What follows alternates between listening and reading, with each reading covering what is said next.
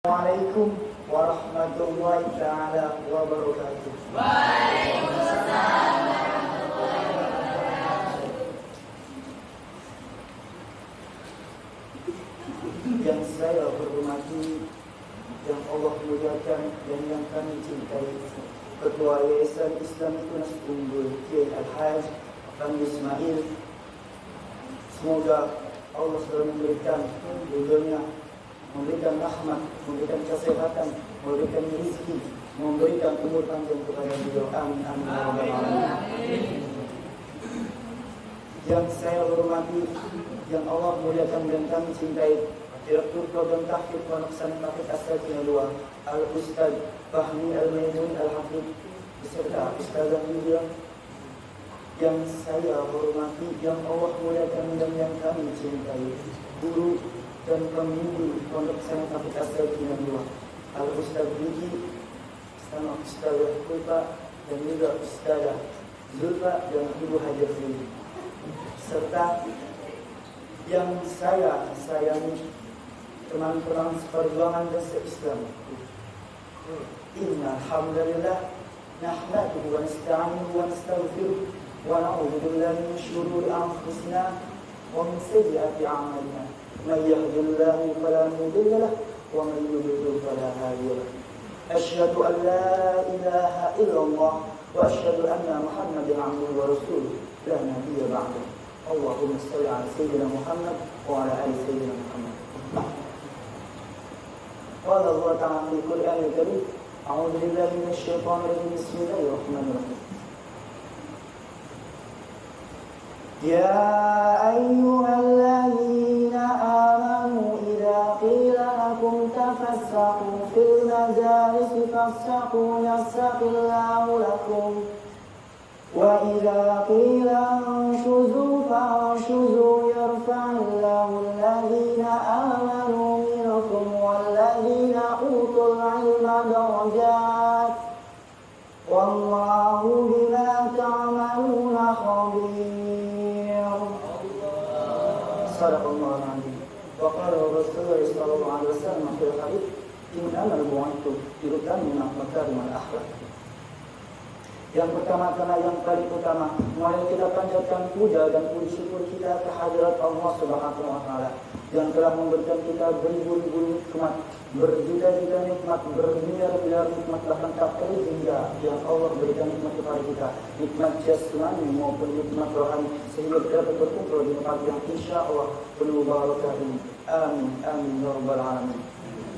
Kedua kalinya, salawat serta salam tak lupa kita curahkan kepada junjungan Nabi besar kita, Nabi Muhammad sallallahu alaihi wasallam, yang telah membawa kita dari zamannya jahiliyah sehingga zamannya modern dengan Al-Quran Al-Karim. Semoga kelak kita bisa bertemu dengan Nabi besar kita, Nabi Muhammad sallallahu alaihi wasallam di surganya Allah nanti. Amin, amin, ya rabbal alamin. Tak lupa pula saya berterima kasih kepada kedua MC yang telah memberikan saya sedikit waktu untuk berbicara di depan, untuk bisa menyampaikan apa yang bisa saya sampaikan dengan tema mewujudkan generasi muda cerdas, sehat, dan berakhlak mulia. Secara biologis, masa muda adalah masa yang paling nikmat. Betul apa betul? Fisik masih sehat, tenaga masih kuat, pikiran masih cermat, pendengaran masih akurat, kulit indah mengkilas sehingga banyak orang yang terpikat. Sedangkan secara psikis, masa muda adalah masa yang penuh dengan harapan, syarat dengan cita-cita dan penuh dengan romantika, kehidupan yang paling indah. The young is left numerous and enjoyment. Pantas Syekh Mustafa Al-Ghulayyani, seorang penjaga Mesir, pernah berkata, Inna fiyad syubani amrul ummah wa fi aqdamiha hayatuha.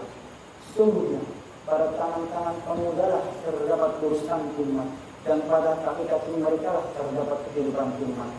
Anjay, pemudanya berotak hebat, berbadan sehat dan berakhlak hasanah, maka bangsa kita akan kuat. Tapi andai pemudanya berotak payah, berbadan lemah dan berakhlak sayyi'ah, maka niscaya bangsa kita akan goyah dan tidak mustahil bisa punah. Naudzubillah, naudzubillah. Oleh karena itu, mewujudkan generasi muda, cerdas, sehat dan berakhlak mulia adalah tema yang akan kita uraikan pada kesempatan hari ini. Lalu, bagaimana konsep Islam dalam mewujudkannya? Pertama, Islam sebagai motivator dalam mewujudkan generasi muda, cerdas, sehat dan berakhlak mulia. Kita semua tahu, wahyu pertama yang diterima oleh baginda Nabi besar kita, Nabi Muhammad SAW adalah surat. Ada yang tahu surat apa?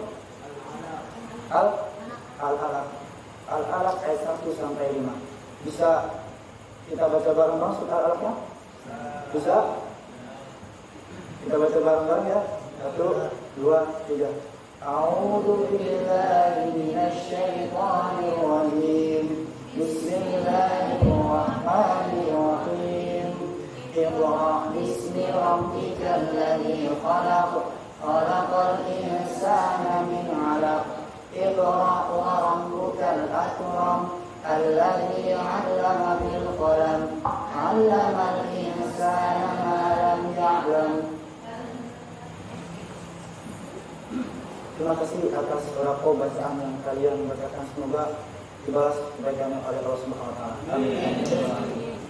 Hadirin rahimakumullah. Diriwayatkan dari Sayyidah Fatimah radhiyallahu anha bahwa wahyu tersebut diawali dengan zikr tamam yang artinya diulang-ulang sampai 3 kali. Iqra, Iqra, Iqra. Mengapa diulang? Syekh Mustafa Al-Maradi dalam tafsir yang menjelaskan membaca tidak akan merasuk ke dalam kalbu, meresap ke dalam ingatan, menghujam ke dalam sanubari, kecuali setelah diulang-ulang dan dibiasakan. Pembiasaan membaca inilah menjadi sebagai alam lisan malam ya'lam, artinya mengeluarkan manusia dari gurita kebodohan menuju pelita kepintaran.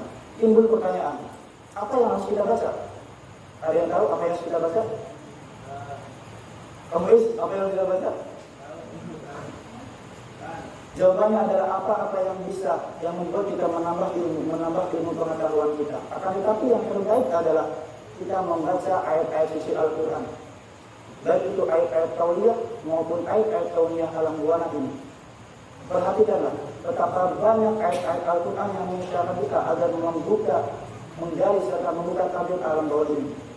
Ada sedikit cerita dari sebuah buku yang pernah saya baca, menceritakan tentang kenyataan Al-Quran pada surat Yunus ayat 92. Diceritakan di situ Maha Benar Allah dengan segala firman-Nya. Satu persatu ayat suci Al-Quran mulai terungkap dan mulai terbukti nyatanya. Sebab tidak mungkin orang yang tidak bisa membaca bisa dapat berbicara tentang sains dan teknologi. Keindahan Al-Quran ini membuat banyak ilmuwan yang jatuh cinta dengan Islam. Salah satunya adalah Profesor Maurice Bucaille, seorang ahli bedah berkebaan San Prancis. Hal ini berawal dari Profesor Maurice Bucaille tengah meneliti mumi Fir'aun pada tahun 1975. Profesor Maurice Bucaille meneliti mumi Fir'aun tersebut, dan pada hasil akhirnya sisa-sisa garam yang melekat pada tubuh Fir'aun membuktikan bahwasannya Fir'aun mati dalam keadaan tenggelam. Kemudian setelah Profesor Morris menyiapkan hasil akhir dari penelitian tersebut, kawannya membisikkan bahwasannya kaum muslimin telah lama tahu tentang Fir'aun atau sudah lama membicarakan Fir'aun.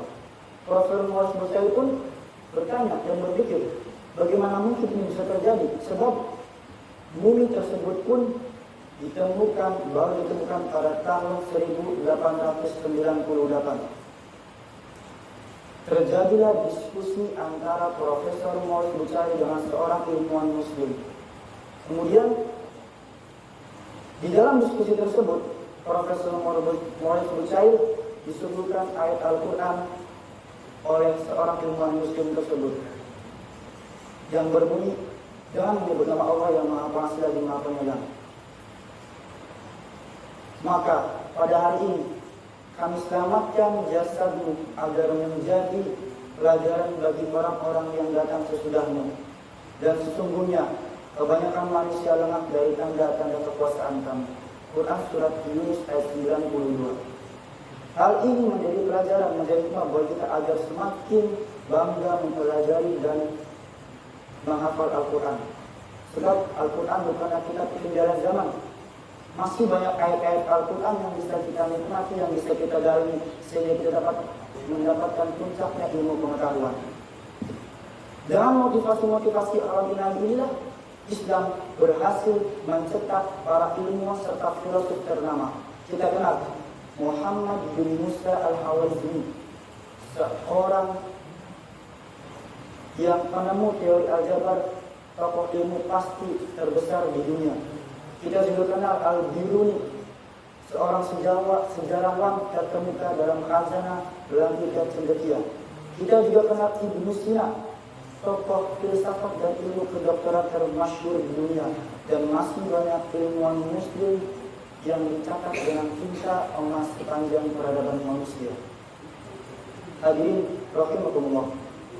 Kedua, selain sebagai motivator, Islam juga berperan sebagai stabilisator dalam mewujudkan generasi muda yang berakhlak mulia. Hal ini disyaratkan oleh Quran Surat Al-Mujadalah ayat 11 yang berbunyi, Bismillahirrahmanirrahim. Yarfa'illahu alladhina amanu minkum walladhina utul ilma darajat wallahu bima ta'maluna khabir. Niscaya Allah akan mengangkat derajat orang-orang yang beriman serta orang-orang yang diberi pengetahuan di antara kamu, dan Allah tahu benar apa yang kamu lakukan. Firman Allah dalam ayat ini merupakan proposisi dan hipotesis. Maksudnya apa? Harus ada keseimbangan antara iman dan ilmu. Sebab iman tanpa ilmu bagai pelita di tangan seorang bayi, dan juga ilmu tanpa iman laksana pelita di tangan seorang pencuri. Akibatnya manusia akan rakus, buas, beringas, dan ganas, bahkan jauh lebih ganas dibandingkan binatang buas. Konsekuensinya akan lahir taklaba bergaya tupai yang siap memantai. Akan lahir korun-korun bersiasat mustang yang siap menerjang. Akan lahir Namrud berjurus tikus yang siap meringkus. Bahkan akan lahir Fir'aun berair mata buaya yang pandai berpura-pura. Gayanya bak profesor padahal diamnya provokator. Penampilan bak pelopor padahal diamnya koruptor. Na'udzubillah, cuma na'udzubillah. Syauqi dalam syairnya mengatakan, sesungguhnya bangsa-bangsa akan jaya, bangsa-bangsa akan berdiri, bangsa-bangsa akan maju jika ditopang dengan akhlak. Akan tetapi suatu bangsa akan hancur, tersungkur, rusak, binasa jika tidak berakhlak mulia. Hadirin rahimakumullah. Ketiga, Islam juga berperan sebagai shelter dalam mewujudkan generasi yang sehat, lahir maupun batin. Solusinya menganjurkan kepada umatnya untuk mengonsumsi makanan yang halal dan bergizi, memperbanyak olahraga, serta menjauhi khamr dan nafza. Sebab khamr baik itu berbentuk pil, serbuk, atau minuman mengandung psikotropik substance yang mengandung zat-zat yang dapat merusak tubuh, yang dapat merusak mental yang dapat merusak mental para pengonsumsinya. Akibatnya yang tadi sehat, yang badan sehat menjadi sakit. Mental pelopor berubah menjadi mental ngepor. Kemana-mana maunya naik motor, Padahal kerjaannya cuma molek, disiplin hanya waktu dibagi honor. Na'udzubillah, cuma na'udzubillah. Dalam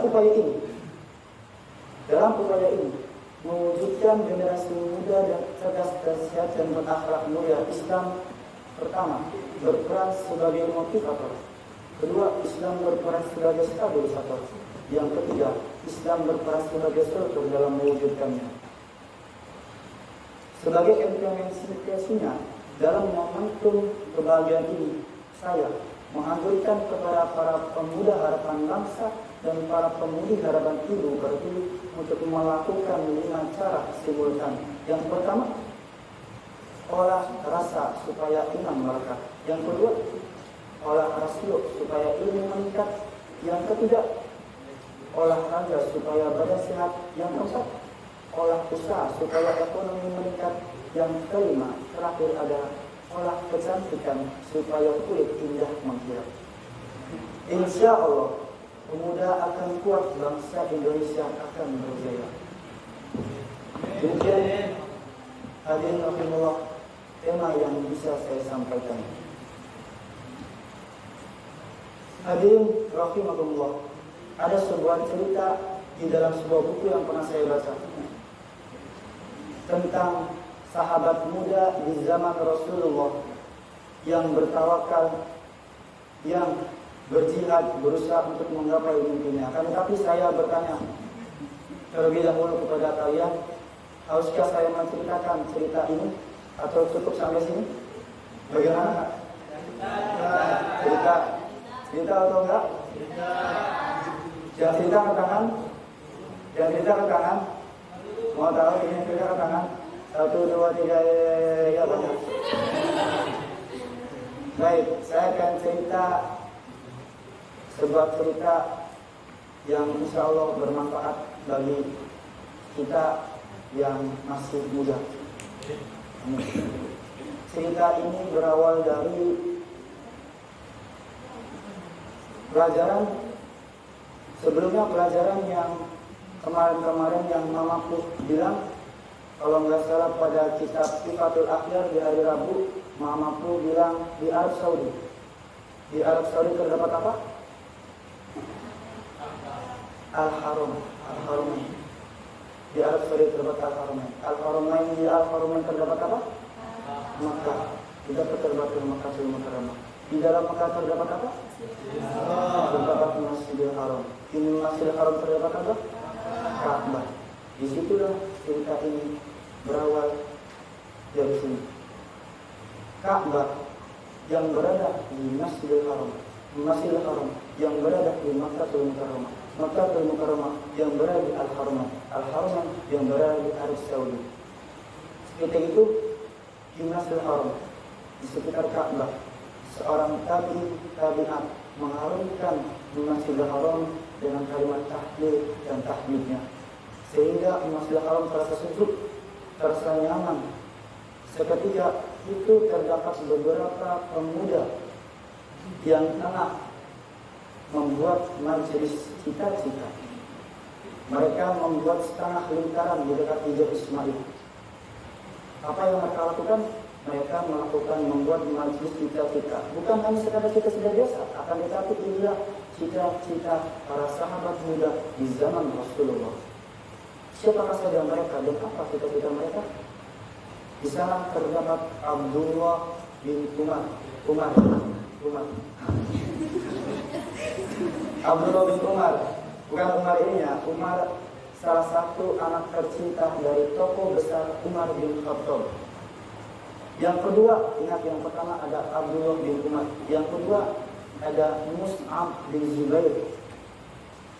Yang ketiga ada Abdul Malik bin Marwan.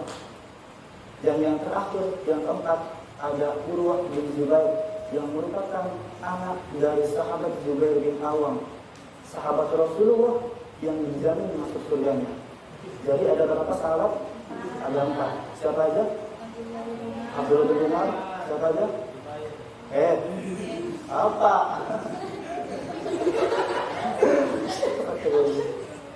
Abdullah bin Umar, Mus'ab bin Zubair, Abdul Malik bin Marwan, dan juga Urwah Urwah bin Zubair. Baik. Singkat begitu, singkat cerita, Abdullah Umar mengatakan, cita-citaku adalah menguasai Hijaz dan menjadi khalifahnya. Kemudian sahabat yang kedua, Mus'ab bin Zubair, dia mengatakan obsesiku dapat menguasai wilayah Irak dan menjadi khalifahnya, serta tidak ada yang dapat merongrong kekuasaanku. Sahabat yang ketiga, Abdul Malik bin Marwan,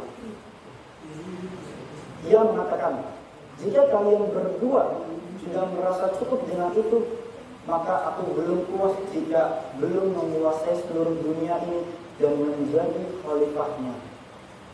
Namun, sahabat yang keempat, yang terakhir, Urwah bin Zubair, justru dia terdiam dan tidak berkata sedikit pun. Lalu sahabat satunya pun menghampirinya dan berkata, bagaimana denganmu? Apa cita-citamu wahai Urwah? Kemudian Urwah berkata dan menjawab, semoga Allah memberkahi cita-cita kalian wahai saudaraku. Aku ingin menjadi orang yang berilmu serta mau beramal, hingga banyak orang-orang yang belajar dan mengambil ilmu dariku tentang Al-Quran dan As-Sunnah, hingga aku bisa memasuki surga Allah dengan ridhonya. Seketika para sahabat Urwah pun berdecak kagum. Hari berlalu dengan cepat. Dengan tekad dan usaha, para sahabat muda pun mencapai apa yang diinginkannya. Kemudian Abdullah bin Umar, ia berhasil menggapai impiannya di hari-hari yang lalu. Apa yang diinginkan? Ia menjadi khalifah menggantikan Yazid bin Muawiyah. Bahkan ia menjadi hakim atas Mesir, Yaman, Hijaz, Khurasan dan Irak. Kemudian Mus'ab bin Zubair, ia pun dapat menguasai Irak setelah meninggal Abdullah. Akan tetapi ia dibunuh karena mempertahankan kekuasaannya. Kemudian sahabat yang ketiga, Abdul Malik bin Marwan, ia pun menggapai impiannya. Ia menjadi raja dunia terbesar pada masanya sepeninggal Abdullah dan Mus'ab gugur. Bagaimana dengan Urwah? Apa yang terjadi dengan Urwah? Sahabat keempat, sahabat terakhir ini, ada yang tahu bagaimana dengan Urwah? Ada yang tahu? Urwah bin Zubair dengan kegigihannya, Urwah bin Zubair dengan izin Allah, dengan berharapnya ridho dengan Allah demi menggapai cita-citanya, ia gigih dalam menuntut ilmu. Kerongkongannya selalu haus akan ilmu, hingga ia selalu mendatangi sahabat-sahabat Rasulullah untuk memenuhi kecintaannya terhadap ilmu. Kegigihannya dalam menuntut ilmu bukan hasil. Benih-benih ilmu telah tumbuh rindang. Bahkan ia menjadi satu di antara 7 pakar ilmu fikih dalam urusan agama di Madinah. Dan seperti yang diharapkan oleh Urwah bin Zubair, banyak umat muslim yang menghadiri majlis miliknya, dan ia menjadi yang tersohor pada masanya. Begitulah ceritanya. Hadirin rahimakumullah, dapat disimpulkan kisah ini, cerita ini dapatkan pelajaran yang sangat berharga, bahwa jangan takut bermimpi untuk masa depan. Selama ada usaha, tekad dengan izin Allah, cita-cita itu akan tergapai.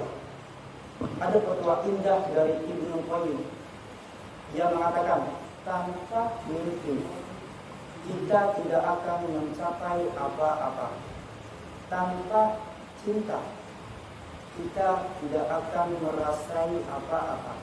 Dan tanpa Allah kita bukanlah apa-apa. Saat ini tidak sedikit dari kita yang takut akan bermimpi, apalagi Jika mimpi itu terlalu tinggi, terlalu besar. Kenapa demikian? Sebab ketakutan telah menyelimuti diri hingga takut akan ketinggian, takut terjatuh bila gagal. Ada kan lagunya? Ada nggak lagunya? Ada lagunya kan? Takut terjatuh bila gagal. Terlalu pesimis dengan masa lalu hingga cemas dengan masa yang akan datang. Bisa dibayangkan betapa ngawurnya para pemuda di cerita tadi dengan berbagai cita-citanya. Pada era minimnya fasilitas dan teknologi, mereka berani menggantungkan cita-citanya setinggi langit. Akan tetapi dengan usaha dan tekadnya, menembus batas logika, ia menjadi bintang gemintang yang bertebaran di semesta. Keilmuannya menghiasi cakrawala, jika kepemimpinannya pun begitu memesona. Seorang ulama besar mengatakan, kenyataan hari ini adalah mimpi hari kemarin, dan kenyataan hari esok adalah mimpi hari ini. Seorang ulama besar mengatakan sekali lagi, kenyataan hari ini adalah mimpi hari kemarin, dan kenyataan hari esok adalah mimpi hari ini. Kita dapat memahaminya dengan sangat mudah, bahwa apa yang didapatkan sangat bergantung pada apa yang dimimpikan. Mimpi kitalah yang menjadi motivasi untuk menuju kehidupan yang terbaik. Sekian yang bisa saya sampaikan. Semoga bermanfaat bagi kalian semua. Amin amin ya rabbal alamin. Terima kasih atas segala perhatian dan mohon maaf atas segala kekhilafan. Mohon maaf bila ada kata-kata salah. Mohon maaf dengan kesalahan kata-kata yang saya sampaikan. Jika benar kata-kata yang saya sampaikan itu datangnya dari Allah Subhanahu wa Ta'ala, dan jika kata-kata yang salah itu datangnya dari saya sendiri. Unzur ma qala wala tanzur man qala. Lihatlah apa yang dikatakan, jangan lihat siapa yang mengatakan. Akhirnya saya tutup dengan sebuah pantun. Lain kepercayaan. Jangan sensin dulu ya, dan GR.